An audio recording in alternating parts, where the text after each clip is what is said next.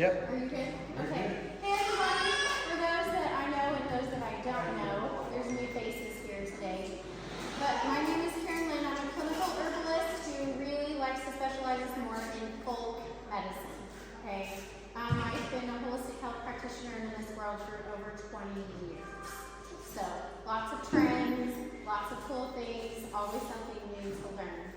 I have a clinical practice and a new wild food nutrition bar in Greenwood, Indiana, that has been literally the wild food bar has been up and running for like 3 weeks. Thank you. Thank you, ma'am. But it has been so awesome seeing people come in with so many different health issues and tell me that they are so tired of expensive supplements and expensive practitioners, and how they want to be able to be more self-sustainable when it comes to their health, right? And we should be. I don't own these plants. You don't own these plants. I'm just blessed enough to be able to know many different ways to be able to work with them, right? So to be able to share that with people, that's my role as a practitioner. I will teach people and I will inspire them how to use each plant for what they need, right? And then you become your own practitioner, because that should be the goal, where you have someone help you to help yourself. Does everybody agree? Yes. All right. So now you know a little bit about me, but this time I brought somebody with me. His name is Jonathan, and we have become friends, and I always say he just gets it.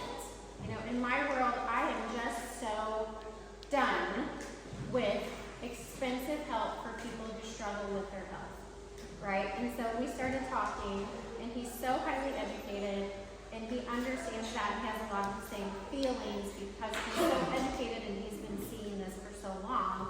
And he helps people with some really complicated health issues. And then this summer, we went wild food foraging. So it was really fun because as a dietitian who is very focused in mind, body, spirit, and holistic health, and to help people understand what their body needs as food, it was fun for me to be like, hey Jonathan, eat this weed, because everybody's on a parasite thing and everybody in the world thinks that they have these dangerous parasites, but guess what this is? This is a Virginia pepper weed, and it's already naturally anti-parasitic, right? And so to be able to teach him, like, spice bush that grows everywhere. Anybody have spice bush on their property? Yes! I've been making spice bush chili, spice bush chives at the apothecary, and that plant is amazing for your respiratory system, all mucous membranes. And that's what we're going to talk about today. We're going to be teaching. I'm going to teach you guys ways that you can support respiratory viruses and infections from your own home, right? Ways that you can do this throughout the winter months when we get those. And then Jonathan was like, I'm not really sure what we're doing, but I wanted him to come to introduce himself to people in this community about the nutrition side of that, right? You know, what do our bodies need from our food to truly support us and be healthy when we have inflammation in the body, right? So I'm going to now let you take over that part while I start with this. Okay. So yes, my name is Jonathan. I'm a dietitian, and I've been in the world of health and healing for a while now, since like probably 2016, 2017, because my mom started having some health issues whenever I was in high school, and I just became like really obsessed and wanting to figure out what I could do to help her. I was really interested in non-pharmaceutical solutions in order to help people through natural remedies, natural healing process, things like that. So at the time, my mom's health was really focused around Crohn's disease. It is a gut health issue. There's a lot of inflammation, a lot of pain, things like that. Started learning about traditional Chinese medicine, different ancient medicine practices around the world where they oftentimes used herbs and spices. They had a food as medicine philosophy, and they thought that all disease begins in the gut. And so at that point, I just became kind of triggered and really focused in on what are ways that we can implement natural healing methods outside of the pharmaceutical world, where usually it's tens of thousands, oftentimes hundreds of thousands of dollars a year in order to put somebody on a medication. Whenever, if we understand the food as medicine philosophy, herbs and spices and even weeds and the plants that we have in our garden on our property can be naturally healing as well. And so since 2016, 2017, I went down that route, found myself in public education, went to the University of Ball State to study more nutrition and dietetics to understand like more clinically diagnosed complex conditions.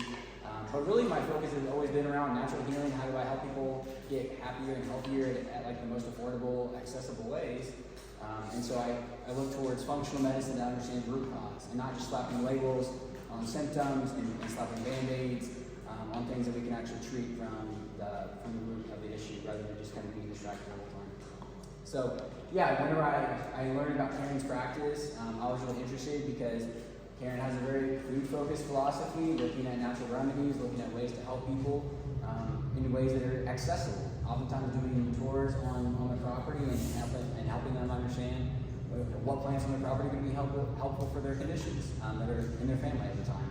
And so there's a lot of things that we work together on that we've talked about in the past. I have a lot of interest in learning more about what she has here today, but as she mentioned, like inflammation is a big thing that affects a lot of different conditions. I take more like a clinical focus, nutrition and dietetics. I have a private practice. I have like 3 other jobs, but I also serve people with like complicated issues where they've seen different doctors and they don't have a lot of answers. They're on multiple medications and they're just trying to learn what else they can do. So it's a little bit about me. Yes. Anybody have any questions? Who grows herbs? Okay. Do you look at them for both food and medicine? Okay. Who forages? Any foragers? Where do you live? Where are you? I live over by French Lick, Indiana. Oh yeah. Do you go over to my chicks? Do you go over to his little eco village? Yeah, I've been over there, yeah. Yeah, I gotta take him there. It's so cool. Oh, yeah, I it is. love it. He has an eco village and an organic farm. It's one of my favorites. Yeah. Love him. Okay, so today we're just gonna kind of bounce off of each other, right? Because herbs, unless they are something that is more pharmacokinetic, like poke. Poke is one of my most favorite plants to work with, but it's very pharmacokinetic. If you're not working with that there. Pharmacokinetic means it would be more of like a pharmaceutical and you have to have a lot of respect for it. It is not a food, okay? So when you hear me say pharmacokinetic, just think we're gonna treat that more like a drug, okay? You know, there's a plant called lobelia. I use it for my asthma. I don't go anywhere without lobelia because it keeps me from having to use an inhaler. But at the same time, if I took too much of it, it's an emetic. It would make me vomit profusely, right? But everything that we're working with here, I do have pokeberries here. These are gonna be things that you probably grow in your own gardens, or if not, then you should, right? So right now, you see it's like I'm up here making, it looks like just like I'm making an herbal tea, right? So this is all mucous membranes. So right now, what I'm teaching you guys how to do is a support for sinus infections, okay? So we have mucous membranes all over every organ system in our body. Okay, so one of my favorite stories was a lady came in and she got an herbal tea for a sinus infection and then told me it took her UTI away, right? So that's where I tell people, when you're working with plants and you're working with herbs, don't think of it as take this for that. It's just never going to work that way, okay? They just don't. Because when you're working with a lot of these, they are food and they are medicine. So this particular blend right here, and feel free to come up, like grab the herbs, taste the herbs, eat them, right? Because that's called organoleptics. It's where you taste and you smell the plant, okay? That's very important. So in this pot right here, what I have going are calendula, mullein, okay? We have spilanthes, and I have thyme, okay? So what these are doing is they're all antifungals. When we have, which one? Spilanthes? Yeah. S-P-I-L-A-N-T-H-E-S.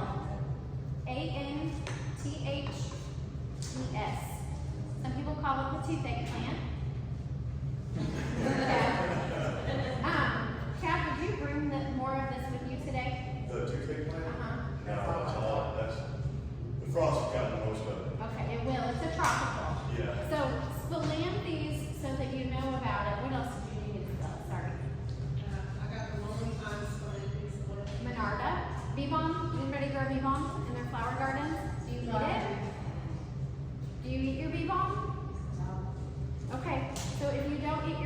you won't eat it. It's higher in thymol. You know about thymol? Tell us your perspective on thymol. You go for it. Oh, it's higher in thymol than thyme. Okay, so thyme. So all of these herbs, this is like really nerdy. This is more of like Jonathan's more clinical knowledge here. But what they're doing is that they are helping to prevent biofilms, which I'll have him, he can talk a lot about that.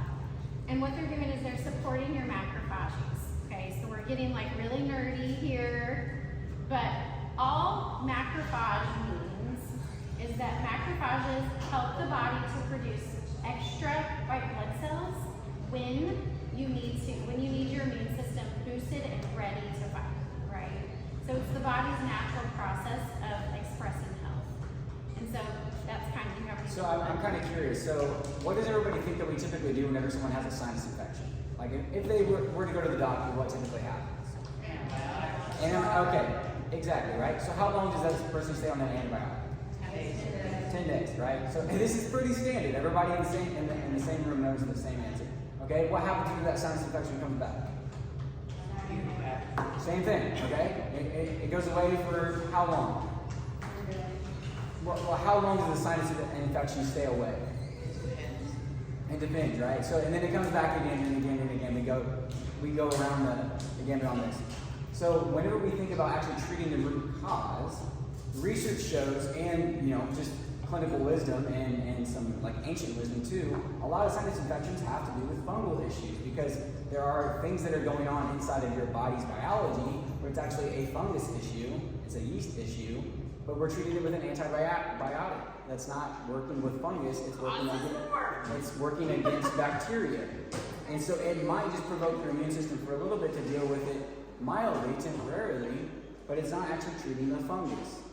I think it was like 1995, they found that like 95% of kids with chronic sinus infections were dealing with chronic mold issues in their sinus cavities. They were dealing with fungus issues in their sinus cavities. That's where natural remedies are actually looking at antifungal remedies for something like a sinus infection can be really beneficial outside of just going to get an antibiotic. That's pretty much not even treating the right thing. Absolutely. Does everybody get that? You see how important that is? Good, what happens? Sinus surgeries. And what does that do? It strips your sinus cavities of even more of the beneficial bacteria that you already don't have, right? So how many people have had chronic sinus infections? What did you do? I've done just that. Antibiotics, I've done surgery, and I still struggle. All right, well, I'm showing you right now what to do, okay? All right, so all I did was make this like a tea. I didn't bring it to a rolling boil. Never scald your herbs that are high in essential oils. Yes? Are your herbs dry? Uh-huh. These are, except the mullein. The mullein wasn't dry because I just cut it this morning. But yes. So when your herbs that are really high in essential oils dry, what happens is they take the essential oils and they lock them into a cell wall. That's why dried herbs are stronger than fresh herbs when they're your culinary based herbs, right? So absolutely. So okay, are you watching? What's your name? Maria, okay. So these are all antifungal herbs, right? I always call them the antis. They're also antimicrobial. And then your spilanthes, I want everybody to really understand what this plant is. Tad grows it. So if people are not familiar with his farm, I can't preach it enough. He grows medicinals. So people who need these, if you're in southern Indiana, he's in Corridon, he has them grown in the most medicinal soils, right? Yeah, go ahead. Tab, can they each have a bite? Okay. I'll warn you, don't take too much of it because it is, No. it'll make your whole mouth look. But it's called the toothache plant, right? It is used, I do use it for toothache. I use it for teething for babies. It's amazing. But it's a tropical version of echinacea, okay? So this is a cousin to echinacea. So this plant helps to support the macrophage, so it helps to support your immune system. And it's also one of the most amazing antifungals.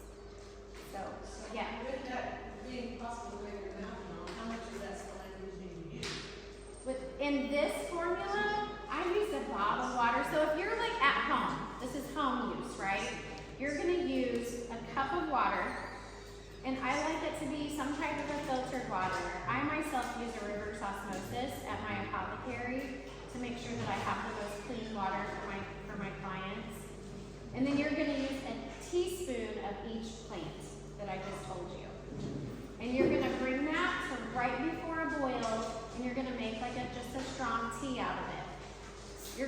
Now we're gonna do some mucous membrane treatments with it, of what you'll do with it, okay? So, but everybody taste it. Is everybody eating it? Yeah, just pitch off a little. No, he scared me. What's your name? He scared me. What's your name? James. Are you the animal guy that does? No. There's a guy in all the groups who does like the trimming of the animals. Yes. Yeah. Oh, That's is that it. you? Yes. Oh, that is you. I just recognized your face. That's why I'm like, I feel like I've seen you, but it's your face. Okay, look at that color. Look how pretty that is.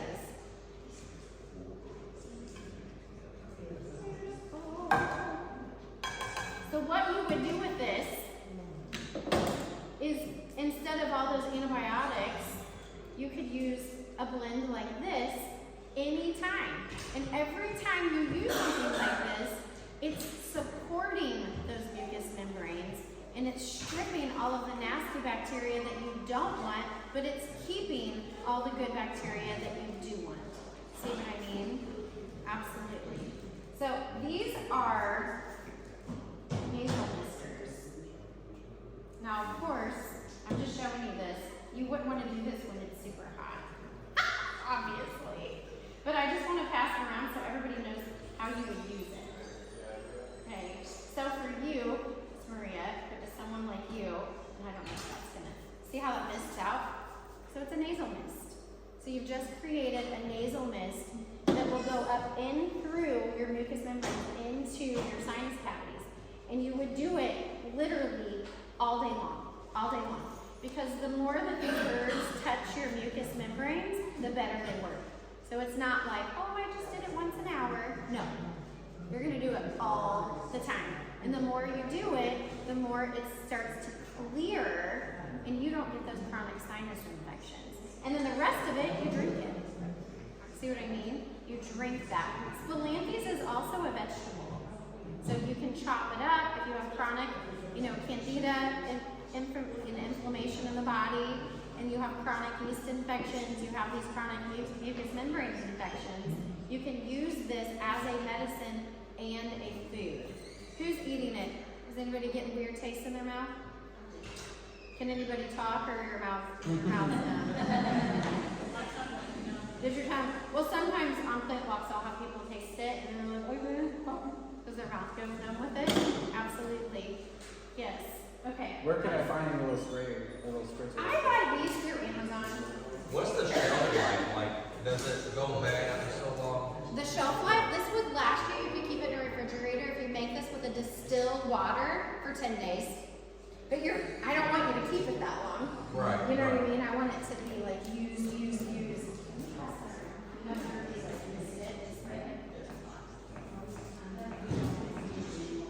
That way they know how to do it.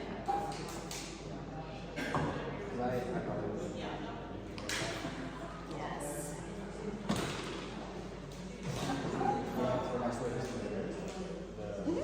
Yeah, and then the rest of it you would drink it and then just store it in the fridge. That way you're drinking it. Does anybody want this? You want it? Do we have paper cups? That's plastic. I don't want anything hot in plastic. There's styrofoam cups over there. It's better than plastic.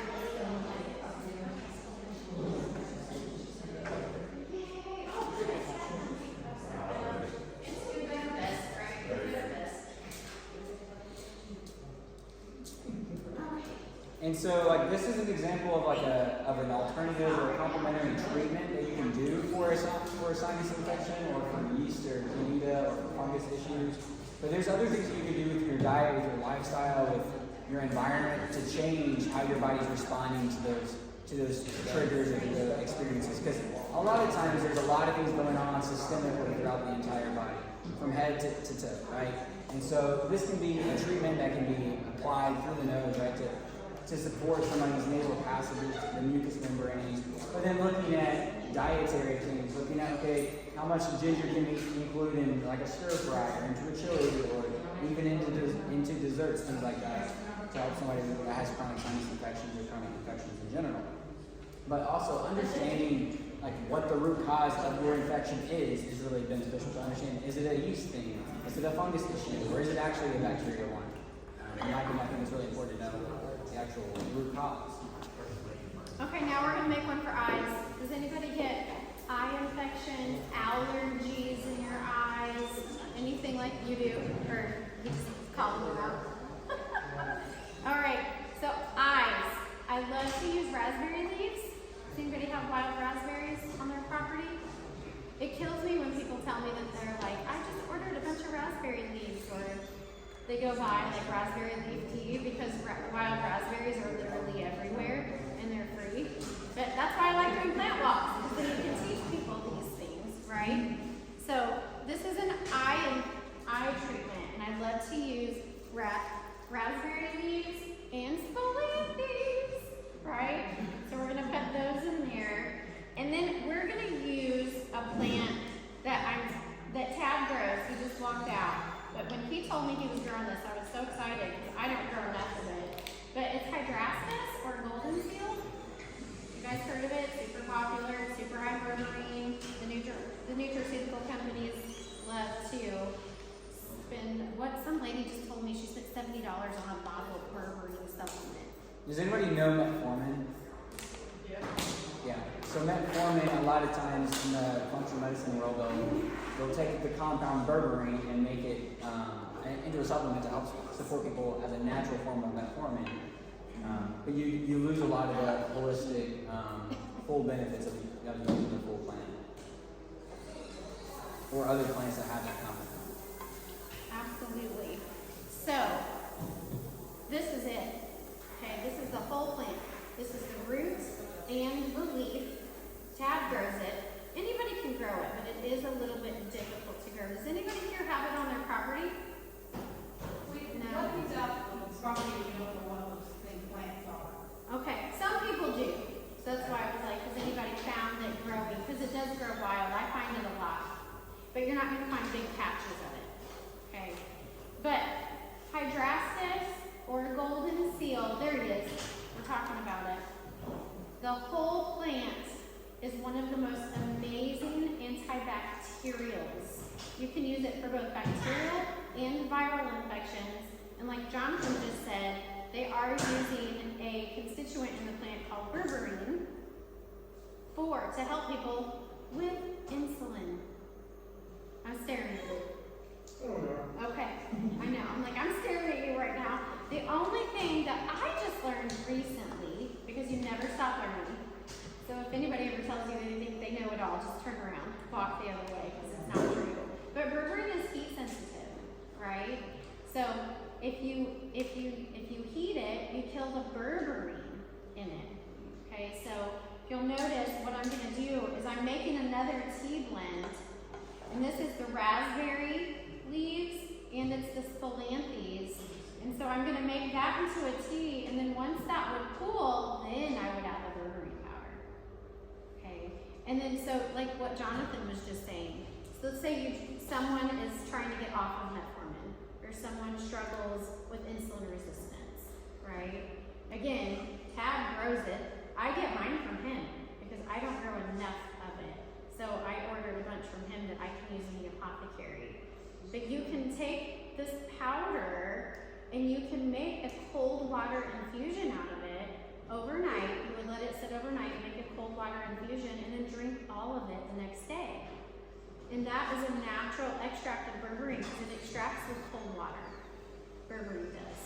So it's going to help with your body's ability to manage blood sugar regulation, but also, to Karen's point, the benefit to taking the whole plant here versus just metformin that has a negative impact on your gut microbiome and the balance of your gut, whether you have antibiotics or not, that the plant actually helps support your body's microbiome balance and provides that beneficial effect while also supporting the blood sugar side of things. Whereas a lot of times in the pharmaceutical world, that it has one little tiny piece that they try to pull out for it to have this benefit, but it has all these long lists of potential side effects. Will you spell that word, please? Berberine? Yeah. Well, can we just use the whole plant, or what do you mean? Because I don't want you to get fixated, that's why I said that. I don't want you to get fixated on one component. What are you wanting to use it for? Well, that's fine. For blood sugar? Okay, so berberine.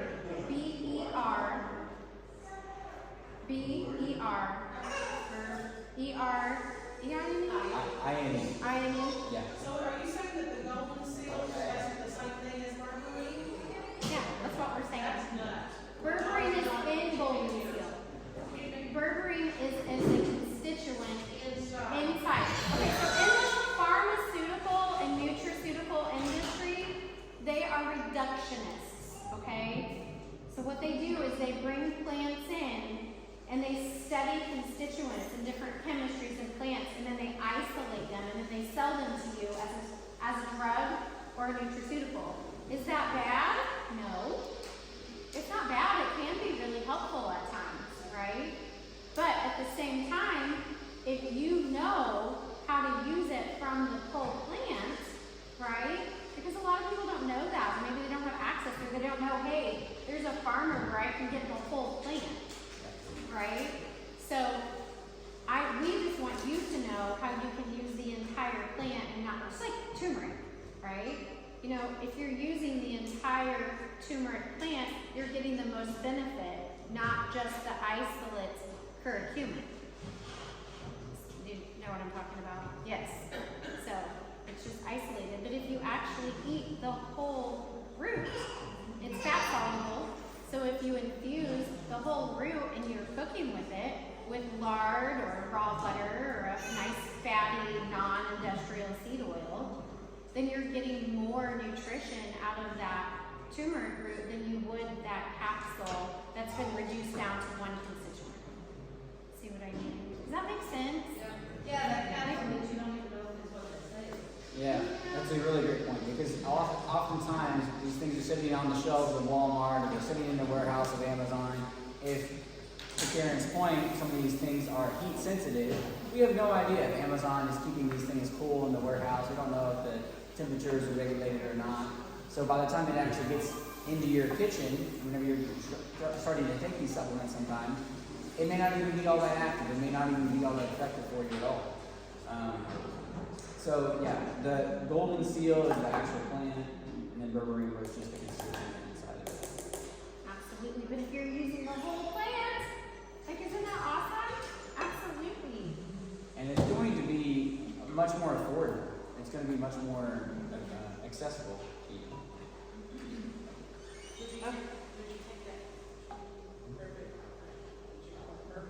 Berberine. Are we taking, so, just to clarify, are we taking berberine to support the blood sugar side of things as a supplement, or the plant? Whatever we help us with. So you could, how often could you drink this or use this? I have my clients use it as I'll have them do 2 tablespoons after each meal to help support their blood sugar. But you gotta remember, that doesn't mean you're gonna go down on a bag of Oreos. Why is she looking at you like that? So there again, it's like common sense, right? You know, if you're eating a diet rich in processed foods, if you're eating way too many processed carbohydrates, I'm not talking brassica family plants here, but if you're eating, it's common sense. You know, if you're really trying to monitor your blood sugar, there's so many reasons, and Jonathan can even go into all of that, as to why you have a higher insulin, right? Because you've got to look at your whole endocrine system there. So, yeah, I know, exactly. Are you comfortable, like, sharing some of your story with people to help them? Go. I don't know. I got sick about 8 years ago or so. 2007. Because you took Trulicity. And I took Trulicity and it activated my pancreas and wouldn't turn it off. Mm. Basically, my pancreas devoured 2/3 of itself. I got sick. I was in a coma for 29 days. It's induced. And it was all because of pharmaceuticals. So you really have to be careful what you stick in your body and make sure there was no warnings on the medicine saying that it could cause pancreatitis. And immediately afterwards, me and another gentleman was in the same hospital. Within a month, pancreatitis was listed on the site. So be very careful what you stick in your body. It's, when you get that sick and you have to have help with every little thing in your life that you have to take care of, it'll change your outlook on what you stick in your mouth, on everything, on your outlook on life. And if it hadn't been for her, I'd probably been on the ground because they told her I had a 10% chance of coming home. Yeah. And by the grace of God and everybody else, and the medical profession, you have to have help. But really be careful what you put in your body because it is detrimental to yourself. Exactly, and that's why I love when I met you guys a few years ago, just the way that Lisa, with you yourself, and the way you cut your inflammation down just by changing your life and everything that you've done to create farmers markets and to help other people. And this stuff isn't good for you either. Are you drinking that right now? Your diet, No, he's showing everybody what's not good. your diet drinks are probably worse than drinking regular salt. Everything I have. I would really be a Karen, but I'd love to come and jerk that out of your hand right now.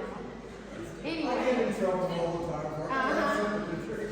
well, I don't like to do this, but I've been inside flavoring labs, right? So it's really sick and cool and very wrong all at the same time to see how flavoring labs work to make you addicted to these things, right? So food science is real. It's really interesting to be able to see it firsthand, and there's a lot of psychology that goes into it, right? So you yourself just said you got to be really careful what you put into your body, but I bet you that you have an addiction to that too, don't you? No, not really. I really don't because I quit drinking salt drinks for years. Any kind of salt drinks. Yeah. It happens very. He got it this morning. I said, I have kombucha. I won't drink it. That one I won't drink. It's homemade kombucha. I love kombucha. Some So- people like it, some people don't. I'll tell a short story on the point of Diet Mountain Dew. So I used to know a gentleman that I used to work for who would drink 4 Diet Mountain Dews by like noon. And he suffered with chronic migraines for 15, 20 years. As soon as he stopped drinking the Diet Mountain Dew, he no longer had chronic migraines. And he thought, oh, that's interesting. Yeah, he was finally able to draw the correlation himself. But essentially, it was the caffeine in the Diet Mountain Dew that he just thought that he needed in order to go through the day, even though he would oftentimes be gone for the entire rest of the day because he was dealing with the migraine and he'd have to take a nap. Whenever we don't understand the root cause, if this person is suffering with migraines, they go to the doctor, they get put on a migraine medication, but they still are drinking the Diet Mountain Dew that's causing the issue.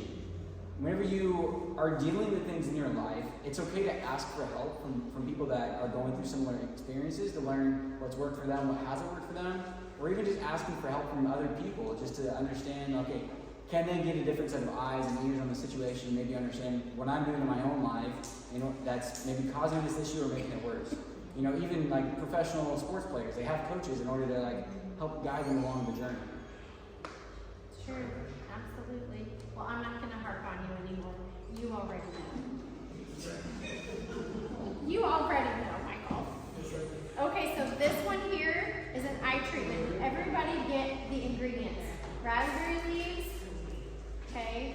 Raspberry leaves, phyllanthus, and then we are cutting the golden seal, because I didn't want that in there when it was hot, right? So this is 8 ounces. You want about a teaspoon, or about 1/4 of a teaspoon of your golden seal powder. And neti salt. Neti. So familiar with neti pots? They suck. I hate them. Which is why this is so much better, right? You don't have to sit there and try to get it, and it comes out the side, it's not going anywhere, and then you're choking. So this is so much better. But so we've got that in there, and then so I have 8 ounces of the herbal tea, and we're gonna make it isotonic, because if you don't, it'll burn, right? So we wanna coat and condition the mucous membranes in the eye. What do you mean by acetone? Salt. But salt that's for the mucous membranes. Thank you. Okay. Sometimes I speak my own language that other people don't always understand. So thank you, Jonathan. Okay.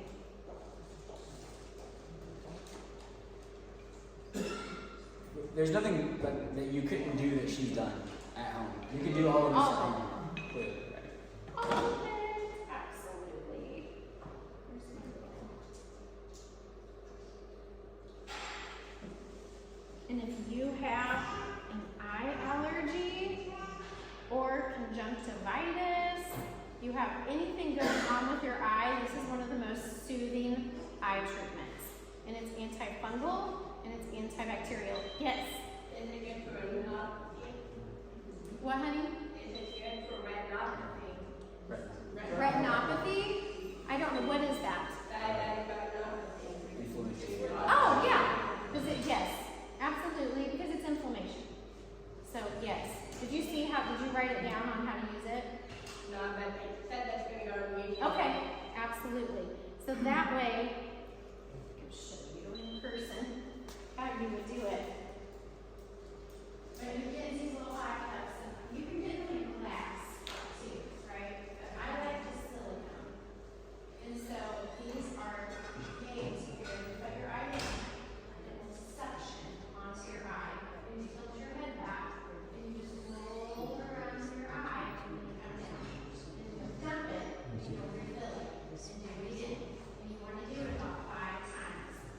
So you want to hold it in your eye for just a few seconds, dump it, and out. Is my eyelid closed or open? Open. Your eyes are wide open. Close it, can't get in. So yeah, wide open, up, and then roll it around. And that's how you can do your own eye treatments at home that are from the earth, right? Not a drugstore, not something that has to be used. But something that's gonna help heal and build that biome, that microbiome of your eye, and help with those mucous membranes. Does that make sense? Okay. Do I want this hot, cold, room temperature? I like the room temperature, but cold is no. That would shock your nervous system, and hot would burn. But nice, like right now, it's nice and warm, so it would feel really good. Do you want to do it? I was like, I can fill these for you if you want to use them. Okay, let me get I want like some type of a paper towel. It was 1/4 of a teaspoon of neti salt. Make sure it's neti salt. Neti salt is already formulated for neti. Like don't use table salt.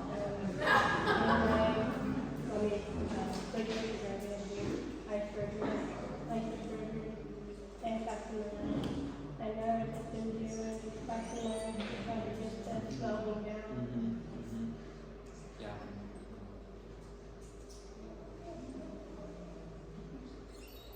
And it's related to the diabetes.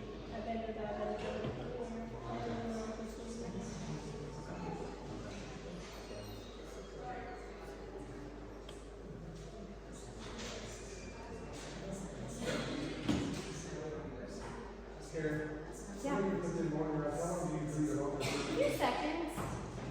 Because if you leave it on, it's a suction, right?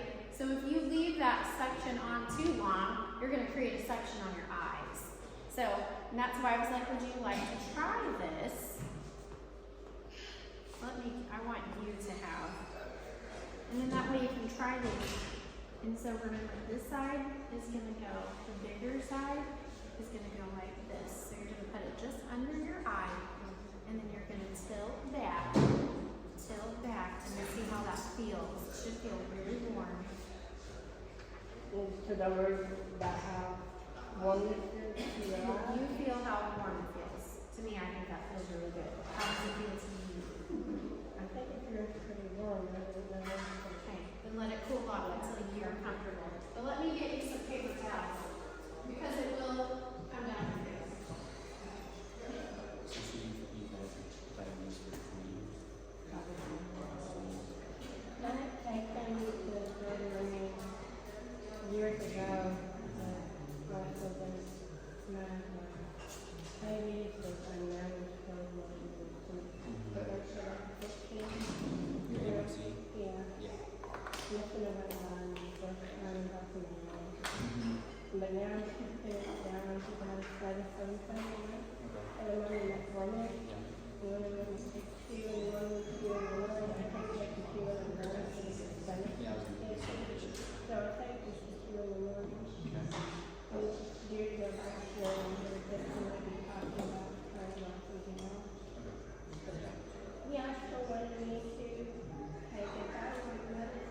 But it's not really checked with the iodine. But I don't know really where to get iodine. Yes. Yeah. Karen said kelp. You can get iodine from iodine salt. You can get iodine from seaweed. All the times. Karen, where did you get that? Nautical Farms. So, It's the video. put it out and then leave it there and then bring it back in. Just wait till it feels warm and where it doesn't feel hot for you.